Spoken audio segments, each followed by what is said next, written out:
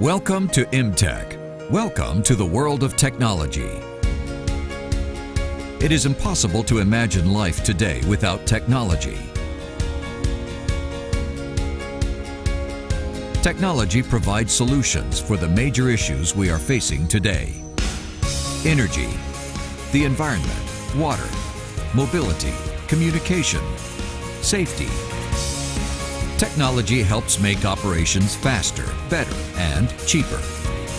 Thanks to technology, we can live the way we want to.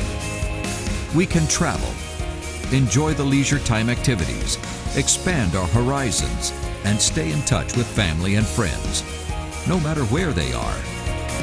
Technology is the tie that binds society. Electrical engineering, ICT, and mechanical engineering. Welcome to the fascinating world of technology. This is our world. Welcome to IMTech.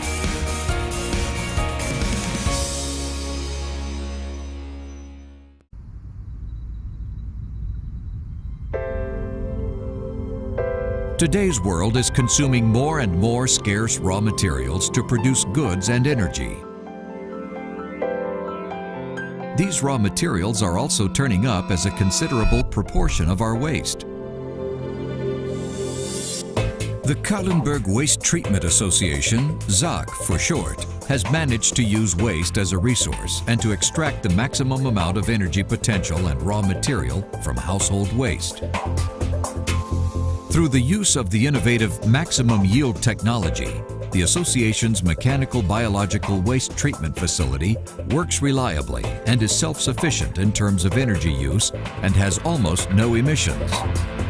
The end result is that high-quality raw materials and energy sources are generated in the form of economically useful products from over 100,000 tons of waste each year, thereby making an important contribution to the conservation of resources and the prevention of climate change.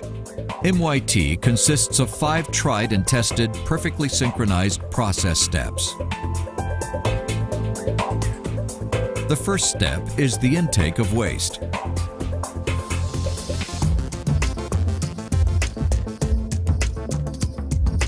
The delivery hall.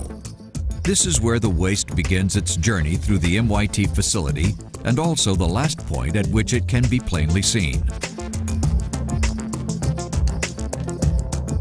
The digger loads 2 conveyor belts equally with the waste that has been delivered and sorts out large impurities and recyclable waste. The checked waste then proceeds in metered quantities to step 2, mechanical processing. Here, the waste is automatically separated according to material type and differences in size. The concepts and systems used are based on ZAK's many years of experience and guarantee safe operation and the systematic separation of fuels, minerals, metals, and the small amount of non-recyclable residual waste.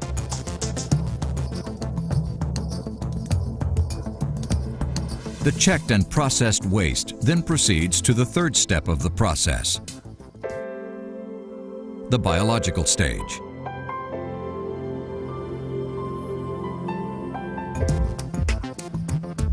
In the new and intensively tested Defined Aerobic Mixing Process, DAMP for short, the waste is selectively reduced in size and homogenized using a horizontal agitator. Process water is added as part of a cycle, thus ensuring an appropriate, unchanging consistency. After being in the mixer for a short period of time, presses are used to separate water from solids. A portion of the microbially assimilable organic material is washed out with the resulting press water, then purified several times and used to generate energy. The water treatment. MYT incorporates a new practice-proven and mature water treatment. The processed water from the biological stage is mechanically and physically processed to separate coarse and fibrous materials.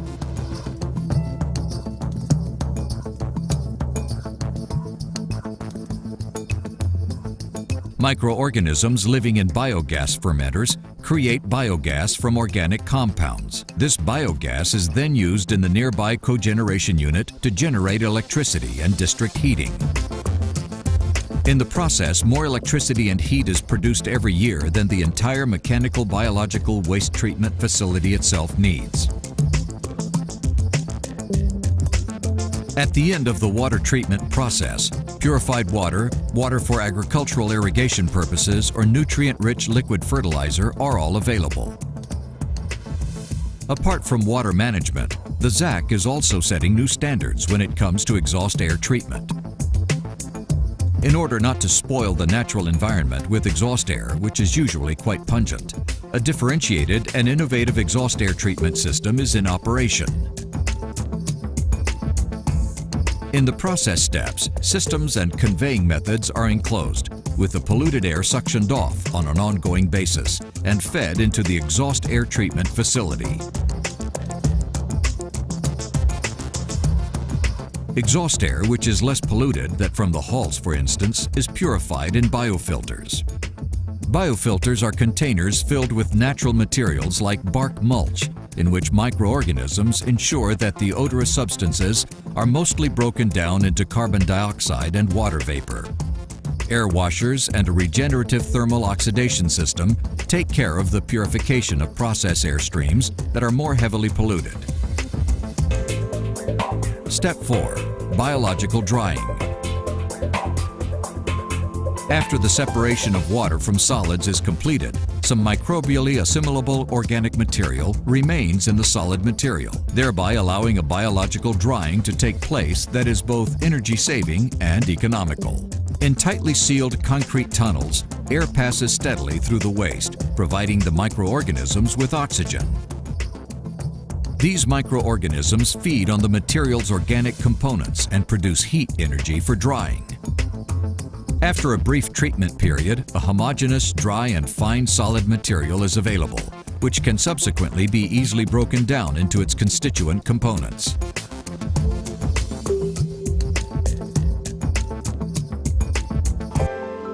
Step 5. Mechanical material separation.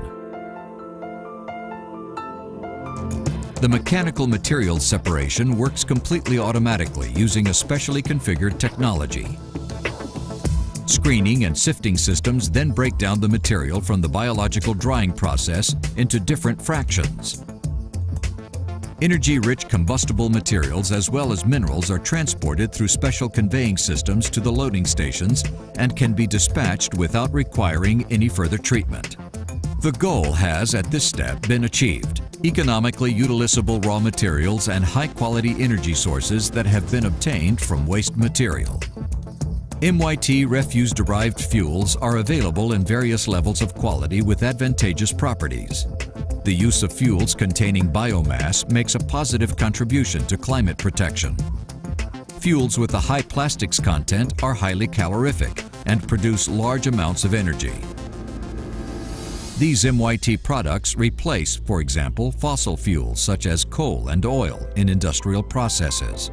This conserves resources and reduces carbon dioxide emissions, which is good for the environment. The products created by the MYT process illustrate clearly the great potential that exists to create energy and raw materials from household waste with minimum impact on the environment. This means that only small amounts of waste will have to be burned in incinerators. See for yourself by visiting the ZAC in Ringsheim. MYT can be seen up close by the public and is waiting to be explored and marveled at. The facility is situated amidst nature, where not only goats and donkeys can be found in the vivarium, but also where rare and endangered plant and animal species can be seen.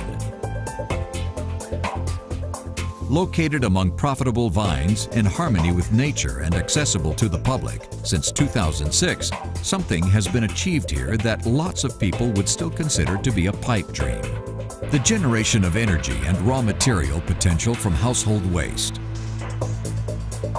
What happens to the top-quality energy sources created through maximum yield technology?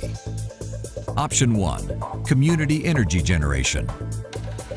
Option 2, standalone power supply of an industrial firm. Option 3, fuels and raw materials in the cement industry.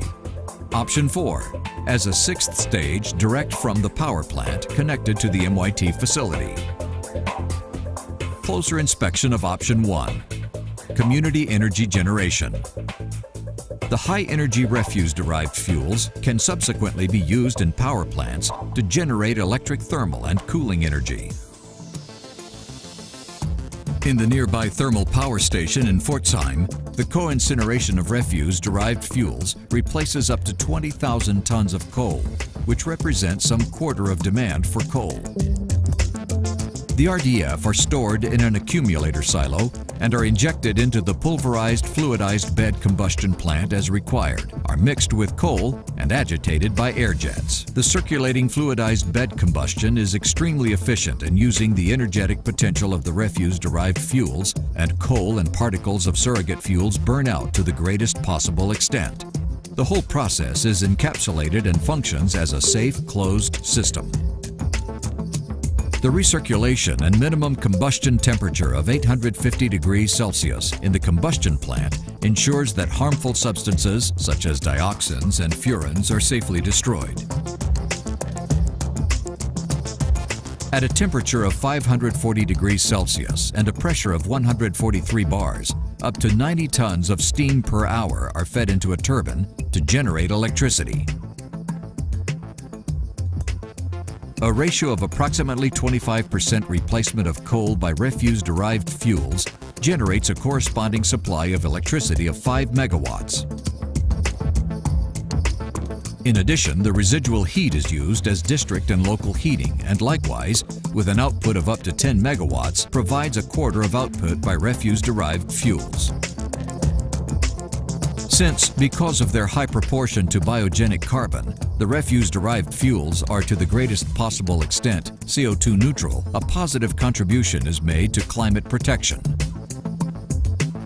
Whereas natural gas must be imported from Russia, for example, or coal must be imported from Colombia or South Africa, refuse-derived fuels have one more thing clearly in their favor. The procurement channels for these energy sources are markedly shorter, for they are sourced from neighboring households.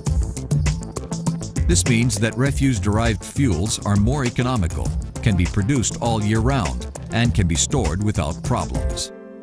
Option 2, standalone power supply of an industrial firm. Kurla Energie AG in Oberkiesch specifically generates for the standalone power supply of a paper factory the total energy requirements for the industrial site. In obedience to the well-known functional principle of the pulverized fluidized bed combustion plant, here also RDF replace finite resources such as coal and gas, and thus contribute a substantial portion of the company's positive economic and ecological balance sheet.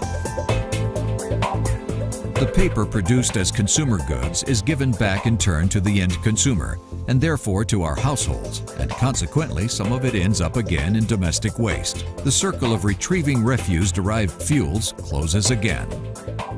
Option 3, fuels and raw materials in the cement industry. The world leader in building materials manufacture, Holcim in France, has been using RDF for many years now in the production of cement. The raw materials delivered from the quarries are combusted in a rotary kiln at temperatures of approximately 1,450 degrees Celsius to produce what is known as clinker, a component of cement as a finished product. The high energy requirement for this drying process is partially obtained from refuse-derived fuels. In addition, the ash resulting from the RDF is added and mixed in to form components of the cement. It thus does not have to be disposed of, but rather serves as an economic and ecological raw material. Option 4, as a sixth stage direct from the power plant connected to the MYT facility. In the recovery possibilities presented in options 1 through 3, the RDF were safely transported to the purchaser after the fifth stage of the MYT facility in walking floor trucks. If a power plant is directly connected, not only can the refuse-derived fuel be used with immediate benefit, but the energy recovery and the exhaust gas purification can be combined and optimized. At the Rostock RDF Thermal Power Station, The exhaust gas from the neighboring waste treatment plant is directly fed into the combustion process. 40,000 cubic meters per hour fed directly into the combustion plant. A closed circuit in the interests of the environment and efficiency.